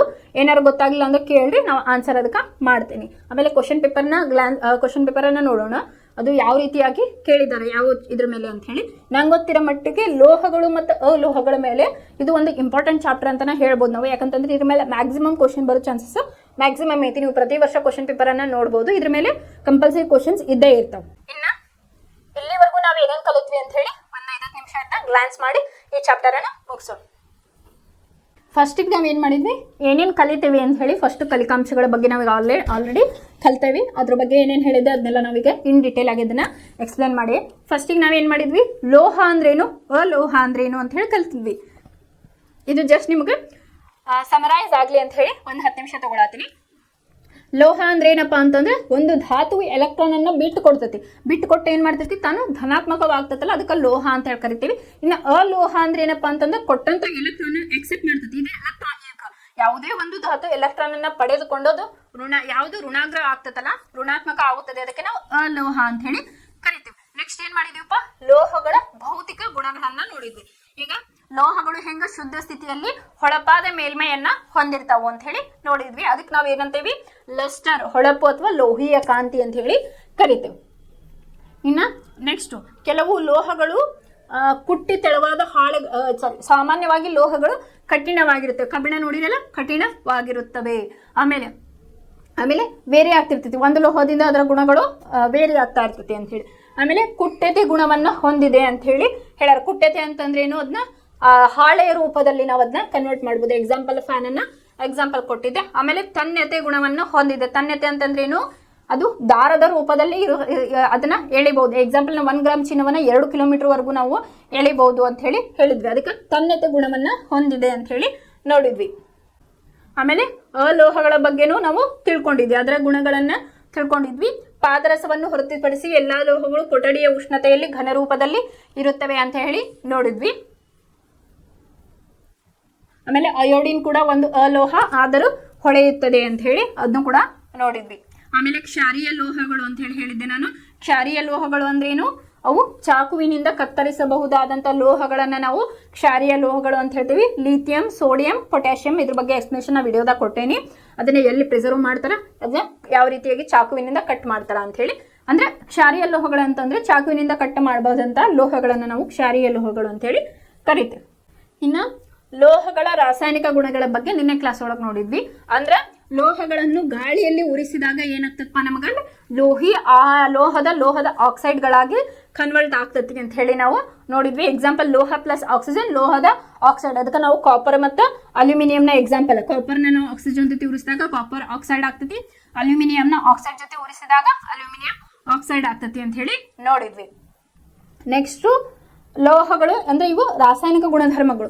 ಲೋಹಗಳು ಆಮೇಲೆ ಎದ್ರೊಳಗ ನೀರಿನೊಂದಿಗೆ ವರ್ತಿಸಿದಾಗ ನಮಗೆ ಏನಾಗ್ತತಿ ಅಂತ ಹೇಳಿದ್ದೆ ನಾನು. ಇಲ್ಲೇ ಲೋಹದ ಆಕ್ಸೈಡ್ ಮತ್ತು ಹೈಡ್ರೋಜನ್ ಬಿಡುಗಡೆ ಆಗ್ತತಿ ಅಂತ ಹೇಳಿ ಹೇಳಿದ್ದೆ. ಲೋಹದ ಆಕ್ಸೈಡ್ ಮತ್ತು ಹೈಡ್ರೋಜನ್ ಅನಿಲವನ್ನು ಬಿಡುಗಡೆ ಮಾಡುತ್ತೆ. ಲೋಹದ ಆಕ್ಸೈಡ್ಗಳು ಪುನಃ ನೀರಿನಲ್ಲಿ ಕರಗಿದಾಗ ಅವಾಗ ಏನಾಗ್ತತಿ, ಹೈಡ್ರಾಕ್ಸೈಡ್ಗಳಾಗಿ ಕನ್ವರ್ಟ್ ಆಗ್ತವೆ. ಅವು ಲೋಹದ ಹೈಡ್ರಾಕ್ಸೈಡ್ಗಳಾಗಿ ಕನ್ವರ್ಟ್ ಆಗ್ತಾವಂತ ಹೇಳಿ ಲೋಹಗಳು ನೀರಿನಲ್ಲಿ ವರ್ತಿಸಿದಾಗ ಏನಾಗ್ತತಿ ಅಂತ ಹೇಳಿ ನೋಡಿದ್ವಿ. ಆಮೇಲೆ ಆಸಿಡ್ ಲೋಹಗಳು ಆಮ್ಲಗಳ ಜೊತೆ ಪ್ರತಿವರ್ತಿಸಿದಾಗ ಏನಾಗ್ತತಿ ಅಂತ ಹೇಳಿ ನೋಡಿದ್ವಿ ನಾವು. ಲೋಹಗಳು ಆಮ್ಲಗಳ ಜೊತೆ ಪ್ರತಿವರ್ತಿಸಿದಾಗ ಲವಣ ಮತ್ತು ಹೈಡ್ರೋಜನ್ ಅನಿಲ ಉಂಟಾಗುವುದನ್ನು ನಾವು ನೋಡುತ್ತೇವೆ. ಇದನ್ನ ನಿನ್ನ ಎಕ್ಸ್ಪೆರಿಮೆಂಟ್ ಮೂಲಕ ನಾನು ಎಕ್ಸ್ಪ್ಲೇನ್ ಮಾಡಿದ್ದೇನೆ ಇದನ್ನ. ಆಮೇಲೆ ಇತರ ಲೋಹೀಯ ಲವಣ ದ್ರಾವಣಗಳೊಂದಿಗೆ ಲೋಹಗಳು ಹೇಗೆ ಪ್ರತಿವರ್ತಿಸುತ್ತವೆ ಅಂತ ಹೇಳಿ ಹೇಳಿದ್ದೆ. ಇಲ್ಲೇ ನಾನು ಏನ್ ಮಾಡಿದ್ದೆ, ಸ್ಥಾನಪಲ್ಲಟ ಕ್ರಿಯೆ ಯಾವ ರೀತಿಯಾಗಿ ಆಗ್ತತಿ ಅಂತ ಹೇಳಿ ನಾನು ಹೇಳಿದ್ದೆ ನಿಮಗಲ್ಲ. ಸ್ಥಾನಪಲ್ಲಟ ಕ್ರಿಯೆ ಇಲ್ಲೇ ನಡೀತತಿ, ಅದು ಯಾವ ರೀತಿಯಾಗಿ ಪ್ರತಿವರ್ತನೆ ಮಾಡ್ತೈತೆ ಅಂತ ನಿನ್ನೆ ಕ್ಲಾಸ್ ಒಳಗೆ ನಾವು ನೋಡಿದ್ವಿ. ಆಮೇಲೆ ಕ್ರಿಯಾಶೀಲತೆಯ ಸರಣಿ ಒಳಗೆ ನಾನು ನಿಮಗೆ ಈಸಿಯಾಗಿ ನೆನಪಿಟ್ಕೊಳಕ್ ಒಂದು ಫಾರ್ಮುಲಾ ಹೇಳಿದ್ದೆ. ಹೆಚ್ಚಿನ, ಮಧ್ಯಮ ಮತ್ತು ಕಡಿಮೆ ಕ್ರಿಯಾಶೀಲತೆಯನ್ನ ಮೆನ್ಷನ್ ಮಾಡಿ ನಿಮಗೆ ಹೇಳ್ಕೊಟ್ಟಿದ್ದೆ. ಅದನ್ನ ನೀವು ನೋಟ್ ಮಾಡಿ ಇಟ್ಕೊಂಡು ಅದನ್ನೆಲ್ಲ ಎಕ್ಸಾಮ್ನಾಗ ಬರೆಯೋದಿಲ್ಲ, ನಿಮ್ಮ ರೆಫರೆನ್ಸಿಗೆ ರಫ್ ಒಳಗೆ ಬರ್ಕೊಂಡು ನೀವು ಎಕ್ಸಾಮ್ನಾಗ ಬರೀಬಹುದು. ಸಪೋಸ್ ಅದ್ರ ಮೇಲೆ ಕ್ವಶನ್ ಬಂದ್ರೆ ನಿಮಗೆ ಹೈಯರು, ಲೋವರು, ಮಿಡಲ್ ಅಂದ್ರೆ ಕ್ರಿಯಾಶೀಲತೆ ಹೆಚ್ಚಿನ, ಮಧ್ಯಮ, ಕಡಿಮೆ ಯಾವುದು ಅಂತ ಹೇಳಿ ಗೊತ್ತಾಗೋದಕ್ಕೆ ನಾನು ನಿನ್ನೆ ಒಂದು ಎಕ್ಸಾಂಪಲ್ ಕೊಟ್ಟಿದ್ದೆ. ಅದನ್ನು ನೀವು ಅಲ್ಲಿ ಅಪ್ಲೈ ಮಾಡಿಕೊಂಡು ಈಸಿಯಾಗಿ ನೀವು ಅರ್ಥ ಮಾಡ್ಕೋಬಹುದು. ಆಮೇಲೆ ಲೋಹಗಳು ಮತ್ತು ಅಲೋಹಗಳು ಒಂದಕ್ಕೊಂದು ಹೇಗೆ ಪ್ರತಿವರ್ತಿಸ್ತಾವ ಅಂತ ಹೇಳಿ ನೋಡಿದ್ವಿ. ಆಮೇಲೆ ಅಯಾನಿಕ ಬಂಧಗಳ ಬಗ್ಗೆ ಮತ್ತು ಎಲೆಕ್ಟ್ರಾನಿಕ್ ವಿನ್ಯಾಸವನ್ನ ಯಾವ ರೀತಿಯಾಗಿ ಬರಿಬೇಕು ಅಂತ ಹೇಳಿದ್ದೆ. ಇಲ್ಲೊಂದಿಷ್ಟು ಎಕ್ಸಾಂಪಲ್ ಕೊಟ್ಟಿದ್ದಾರೆ, ನೀವು ಇದನ್ನ ಮನೇಲಿ ಕೂಡ ಟ್ರೈ ಮಾಡಬಹುದು ಎಲೆಕ್ಟ್ರಾನಿಕ್ ವಿನ್ಯಾಸ. ಯಾಕಂದ್ರೆ ಕಂಪಲ್ಸರಿ ಕ್ವಶನ್ ಒಂದು ಇದ್ದೇ ಇರ್ತೈತಿ. ಇದ್ರ ಮೇಲೆ ಯಾವ್ದಾದ್ರು ನಿಮಗೆ ಫಾರ್ ಎಕ್ಸಾಂಪಲ್ ಸೋಡಿಯಂ ಅದನ್ನ ನಿನ್ನೆ ಬಿಡಿಸಿದೆ, ಅದರದ್ದು ಪರಮಾಣು ಸಂಖ್ಯೆ 11, ಆಕ್ಸಿಜನ್ ಗೊತ್ತಿರಬೇಕು. ಅದೇ ರೀತಿಯಾಗಿ ಪೊಟ್ಯಾಷಿಯಂ, ಕ್ಯಾಲ್ಸಿಯಂ, ಮ್ಯಾಗ್ನೀಷಿಯಂ ಯಾವ್ದಾದ್ರು ಇಲ್ಲೇ ಕೊಡಬಹುದು. ಇದ್ರ ಮೇಲೆ ಒಂದು ಕ್ವಶನ್ ಕಂಪಲ್ಸರಿ ಇರ್ತೈತಿ ನಿಮಗೆ. ಅದ್ರ ಮೇಲೆ ಇದು ಕೆಲವು ಧಾತುಗಳ ಎಲೆಕ್ಟ್ರಾನಿಕ್ ವಿನ್ಯಾಸದ ಮೇಲೆ ಒಂದು ಕ್ವಶನ್ ಇರ್ತೈತಿ. ಆಮೇಲೆ ನಾನು ಇದ್ರ ಬಗ್ಗೆ ಇನ್ ಡೀಟೇಲ್ ಕ್ಲಾಸ್ ಒಳಗೆ ನೋಡ್ಬೋದು. ಪರಮಾಣು ಹೆಂಗಿರ್ತೈತಿ, K shell, M shell, L shell, N shell. ಆಮೇಲೆ S block elements, P block elements, D block elements, ಅದ್ರ ಆಮೇಲೆ ಎಫ್ ಬ್ಲಾಕ್ ಎಲಿಮೆಂಟ್ಸ್ ಬಗ್ಗೆನೂ ನಿನ್ನೆ ಹೇಳಿದ್ದೆ. ಯಾವ್ಯಾವ ಬ್ಲಾಕ್ ಒಳಗೆ ಎಷ್ಟು ಎಲೆಕ್ಟ್ರಾನ್ಸ್ಗಳು ಇರ್ತಾವೆ, ಆಮೇಲೆ ಪರಮಾಣು ಅಂತ ತಗೊಂಡಾಗ ಯಾವ್ಯಾವ ಶೆಲ್ ಒಳಗೆ ಯಾವ್ಯಾವುದು ಎಲೆಕ್ಟ್ರಾನ್ಗಳು ಇರ್ತಾವೆ ಅದ್ರ ಫಾರ್ಮುಲಾನು ಕೂಡ ನಾನು ಹೇಳಿದ್ದೆ. ಪರಮಾಣು ಅಂತ ಬಂದಾಗ 2n² ಫಾರ್ಮುಲಾ ಹಾಕಿ ಕವಚಗಳಲ್ಲಿ ಇರ್ತಕ್ಕಂಥ ಎಲೆಕ್ಟ್ರಾನ್ಗಳನ್ನು ಫೈಂಡ್ ಔಟ್ ಮಾಡೋದು ಹೆಂಗಂತ ಅದನ್ನು ಕೂಡ ನಿನ್ನೆ ಕ್ಲಾಸ್ ಒಳಗೆ ಹೇಳಿದ್ದೀನಿ. ಆಮೇಲೆ ಅಯಾನಿಕ ಸಂಯುಕ್ತಗಳ ಗುಣಗಳನ್ನು ನಾವು ನಿನ್ನೆ ಕ್ಲಾಸ್ ಒಳಗೆ ನೋಡಿದ್ವಿ. ಅಂದರೆ ಭೌತ ಸ್ಥಿತಿ ಒಳಗೆ ಹೆಂಗಿರ್ತೈತಿ, ಕರಗುವ ಬಿಂದು, ದ್ರವಣ ಬಿಂದು ಆಗಿರ್ಬೋದು, ಆಮೇಲೆ ವಿಲೀನತೆ, ವಿದ್ಯುತ್ ವಾಹಕತೆ ಯಾವ ರೀತಿ ಇರ್ತೈತೆ ಅಂತ ಹೇಳಿ ನಿನ್ನೆ ಕ್ಲಾಸ್ ಒಳಗೆ ಇದ್ರ ಬಗ್ಗೆನೂ ಗುಣಲಕ್ಷಣಗಳ ಬಗ್ಗೆ ನಾವು ಕಲ್ತಿದ್ವಿ. ಆಮೇಲೆ ಲೋಹಗಳು ನಮ್ಮ ಭೂಮಿಯಲ್ಲಿ ಯಾವ ರೀತಿಯಾಗಿ ದೊರೀತಾವು ಮತ್ತು ಲೋಹೋದ್ಧರಣ ಅಂದ್ರೇನು, ಲೋಹೋದ್ಧರಣದ ಇದು ಕ್ರಿಯೆಗಳು ಯಾವ ರೀತಿಯಾಗಿ ಮಾಡ್ತಾರಂತೂ ನಾನು ನಿನ್ನೆ ಇವತ್ತಿನ ಕ್ಲಾಸ್ ಒಳಗೆ ಹೇಳಿದೆ. ಲೋಹೋದ್ಧರಣ ಅಂದ್ರೇನು, ಅದು ಕಲ್ಮಶ ಸ್ಥಿತಿಯಿಂದ ಶುದ್ಧ ಲೋಹಕ್ಕೆ ಕನ್ವರ್ಟ್ ಮಾಡುವಂತಹ ಒಂದು ಪ್ರೊಸೆಸ್. ಅಂದ್ರೆ ನಮಗೆ ಸಿಗ್ತಕ್ಕಂಥ ಲೋಹಗಳು ಅಶುದ್ಧ ರೂಪದಲ್ಲಿ ಇರ್ತಾವ, ಅದನ್ನ ಶುದ್ಧ ರೂಪಕ್ಕೆ ಉದ್ಧರಣೆ ಮಾಡುವುದನ್ನ ನಾವೇನಂತೇವಿ, ಲೋಹೋದ್ಧರಣ ಅಂತ ಹೇಳಿ ಕರಿತೇವಿ. ಇದ್ರೊಳಗ 3 ರೀತಿಯ ಲೋಹೋದ್ಧರಣಗಳನ್ನ ನಾವು ನೋಡಿದ್ವಿ. ಯಾವ್ಯಾವಪ್ಪ ಅಂತಂದ್ರೆ ಕ್ರಿಯಾಶೀಲತೆಯ ಸರಣಿಯಲ್ಲಿ ಕೆಳಗಿರುವ ಲೋಹಗಳನ್ನ ಉದ್ಧರಣೆ ಯಾವ ರೀತಿಯಾಗಿ ಮಾಡೋದಂತ ಹೇಳಿ ನೋಡಿದ್ವಿ. ಅದನ್ನ ಮರ್ಕ್ಯುರಿ ಸಿನ್ನಾಬಾರ್ ತಗೊಂಡು ಆಮೇಲೆ ಕಾಲ್ಫರ್ ಸಲ್ಫೇಟ್ ತಗೊಂಡು ಹೆಂಗ್ ಮಾಡೋದು ಅಂತ ಹೇಳಿ ನೋಡಿದ್ವಿ. ಆಮೇಲೆ ಕ್ರಿಯಾಶೀಲತೆ ಸರಣಿಯಲ್ಲಿ ಮಧ್ಯದ ಲೋಹಗಳನ್ನ ಯಾವ ರೀತಿಯಾಗಿ ಉದ್ಧರಣೆ ಮಾಡ್ತಾರೆ ಅಂತ ಹೇಳಿ ನೋಡಿದ್ವಿ. ಅದ್ರೊಳಗೆ 2 ಪ್ರೊಸೀಜರ್ ನೋಡಿದ್ವಿ, ಹುರಿಯುವಿಕೆ ಮತ್ತೆ ಕಾಸುವಿಕೆ. ಆಮೇಲೆ ಮ್ಯಾಂಗನೀಸ್ ಅನ್ನ ಯಾವ ರೀತಿಯಾಗಿ ಆಕ್ಸೈಡ್ಗಳಿಂದ ಸ್ಟ್ರಾಂಗ್ ಇರ್ತಕ್ಕಂಥ ಹೆಚ್ಚಿನ ಕ್ರಿಯಾಶೀಲತೆಯ ವಸ್ತುಗಳಿಂದ ಧಾತುಗಳಿಂದ ಯಾವ ರೀತಿಯಾಗಿ ಮಾಡ್ತಾರಂತನೂ ನೋಡಿದ್ವಿ. ಆಮೇಲೆ ಥರ್ಮೈಟ್ ಕ್ರಿಯೆ ಅಂದ್ರೆ ಏನು, ಇಂಪಾರ್ಟೆಂಟ್ ಕ್ವಶನ್, ಅದನ್ನು ಕೂಡ ಯಾವ ರೀತಿಯಾಗಿ ಮಾಡ್ತಾರೋ, ಹೆಮಟೈಟ್ ಅದರಾಗಿರ್ಬೋದು ಅಥವಾ ಕಬ್ಬಿಣದ ಒಂದು ಅದರನ್ನ ಯಾವ ರೀತಿಯಾಗಿ ಉದ್ಧರಣೆ ಮಾಡ್ತಾರ ಅಂತ ಹೇಳಿ ನೋಡಿದ್ವಿ. ಆಮೇಲೆ ಕ್ರಿಯಾಶೀಲತೆ ಸರಣಿಯಲ್ಲಿ ಮೇಲ್ಭಾಗದಲ್ಲಿರುವ ಲೋಹಗಳನ್ನ ಯಾವ ರೀತಿಯಾಗಿ ಮಾಡ್ತಾರ ಅಂತ ಹೇಳಿ ನೋಡಿದ್ವಿ. ಇಲ್ಲೇನ್ ಮಾಡಿದ್ರು, ಒಂದು ಬೀಕರ್ ತಗೊಂಡು ಧನಾಗ್ರ ಮತ್ತು ಋಣಾಗ್ರವನ್ನ ಕನೆಕ್ಟ್ ಮಾಡಿ ನಮಗೆ ಪ್ಯೂರ್ ವಿದ್ಯುತ್ ವಿಭಜನೆ ಮೂಲಕ ಇಲ್ಲೇ ಮಾಡಿದ್ರು. ವಿದ್ಯುತ್ ವಿಭಜನೆ ಅಂದ್ರೆ ಏನಿಲ್ಲ, ಶುದ್ಧ ಲೋಹ ಏನಾಯ್ತು ಋಣಾಗ್ರದೊಳಗೆ ಸೆಟಲ್ ಆಯ್ತು, ಅಶುದ್ಧ ಲೋಹ ಏನಾಯ್ತು ಧನಾಗ್ರದೊಳಗೆ ಅಲ್ಲಿ ಸೆಟಲ್ ಆಯ್ತು. ಇದಕ್ಕೆ ವಿದ್ಯುತ್ ವಿಭಜನೆ ಕ್ರಿಯೆ ಅಂತ ಹೇಳಿ ಹೇಳ್ತಾರೆ. ಅದರ ಎಕ್ಸ್ಪ್ಲನೇಷನ್ ನಾನು ಮಾಡಿದ್ದೀನಿ ಇವತ್ತಿನ ಕ್ಲಾಸ್ ಒಳಗೆ. ಆಮೇಲೆ ಲಾಸ್ಟ್ ಕಾನ್ಸೆಪ್ಟು ಸಂಕ್ಷಾರಣ ಅಂದ್ರೇನು, ಸಂಕ್ಷಾರಣ ಯಾಕೆ ಆಗ್ತದೆ, ಆಮೇಲೆ ಅದನ್ನ ತಡೆಗಟ್ಟುವ ಕ್ರಿಯೆಗಳು ಯಾವುವು, ಆಮೇಲೆ ಏನು ಮಿಶ್ರ ಲೋಹಗಳಂದ್ರೇನು, ಅದ್ರ ಬಗ್ಗೆ ನಾವು ಇವತ್ತಿನ ಕ್ಲಾಸ್ ಒಳಗೆ ಕಲಿತ್ವಿ. ಇಲ್ಲಿಗೆ ನಿಮ್ದು ಲೋಹಗಳು ಮತ್ತು ಅಲೋಹಗಳು ಚಾಪ್ಟರ್ ಮುಗೀತು. ನೆಕ್ಸ್ಟ್ ಕ್ಲಾಸ್ ಒಳಗೆ ಗೌರ್ಮೆಂಟಿಂದ ನಮ್ಗೆ ಏನು ಕ್ವಶನ್ ಪೇಪರ್ಸ್ ಬರ್ತದಲ್ಲ ಅದ್ರದೊಳಗೆ ಯಾವ್ಯಾವ ರಿಪೀಟೆಡ್ಲಿ ಕ್ವಶನ್ ಬರ್ಬೋದು ಒಂದೊಂದು ಚಾಪ್ಟರ್ ಮೇಲೆ ಅಂತ ಹೇಳಿ ಈಗಾಗಲೇ ನಾನು ಹಳೆ ಕ್ಲಾಸಸ್ ಒಳಗೂ ನೋಡಿದ್ದೀನಿ. ಅದನ್ನು ನಾಳೆ ಕ್ಲಾಸ್ ಒಳಗೆ ನಾನು ಏನು ಮಾಡ್ತೇನಪ್ಪ ಅಂತಂದ್ರೆ ಮೋಸ್ಟ್ ಇಂಪಾರ್ಟೆಂಟ್ ಕ್ವಶನ್ಸ್ ಯಾವ ಕಠಿಣ ಕ್ವಶನ್ಗಳು ಅದಾವಲ್ಲ ರಿಪೀಟೆಡ್ ಕ್ವಶನ್ ನಾನು ನಿಮಗೆ ಏನು ಮಾಡ್ತೇನೆ ಅದರದ್ದು ವಿವರಿಸ್ತಾ ಹೋಗ್ತೇನೆ. ಇದರಿಂದ ನಿಮಗೆ ಎಕ್ಸಾಮಿಗೆ ಯೂಸ್ಫುಲ್ ಆಗ್ತದೆ. ಆಮೇಲೆ ಡೌಟ್ ಸೆಷನ್ ಒಳಗೆ ನಾವು ಇದನ್ನು ಇನ್ ಡೀಟೇಲ್ ಆಗಿ ಕಲಿಬಹುದು. ಇಲ್ಲಿಗೆ ಈ ಚಾಪ್ಟರ್ ಮುಕ್ತಾಯ ಆಯಿತು. ಧನ್ಯವಾದಗಳು.